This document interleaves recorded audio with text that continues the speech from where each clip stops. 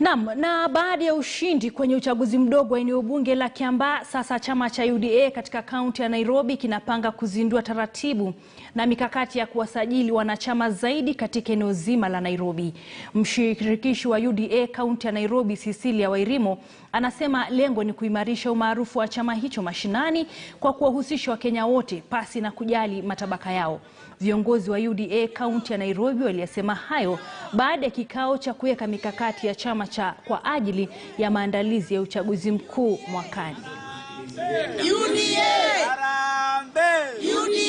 UDA! Kazi ni kazi! UDA! Kazi ni kazi! UDA! Kazi ni kazi! Kazi ni kazi! Hustler Nation! Kazi ni kazi! Hustler Nation!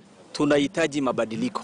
Tangu uhuru ilichukuliwa hii nchi, sisi kama vijana tuliumia. So tunataka mabadiliko, vijana wapate kazi na mahaslas wajijenge. Hiyo ndio inaonyesha dalili ya kwamba hii chama ni chama ambapo kesho itatawala nchi na itawasaidia mahaslas wote. Nawaambia wenzangu coordinators wale wanaandikisha wawe na hiyo morali ambapo walianza naye, kwa sababu ukijitolea na hali na wakati, hiyo ndio inakujenga morali ambapo utajua hiyo chama ni yako na kesho hiyo chama itakusaidia.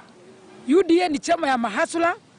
UDA iko na mama mboga, mtu wa bodaboda, fundi wa mijengo, mfanyabiashara wote wa chini tuko katika UDA. Tuko chonjo, tuko gangari, tumejipanga, na sisi tuko na candidate wetu wa 2022 wa presidential candidate, na ndio William Samuel Ruto. Sisi hatubahatishi na hata tupumziki. Watu wamekuja kwa wingi wakikimbia. Wanasema hii ndio chama yao ya baba na mama. UDA. Kazi ni kazi. Karibu, naomba kila mtu hajakuwa registered, ukuwe registered. Registration tuko karibu kuweka tutengeneze register ndio tuende party nominations, party structure zote. So na wakaribisha wenye hawajaingia tuingie na tusonge mbele. Sasa hii deputy president ako na kengele ya national politics. Wewe kama umebaki pale nje, ujue hiyo kengele akisha ring, tukienda wewe game imeanza na stadium imefungwa. Ni jukumu la viongozi wa makanisa na wale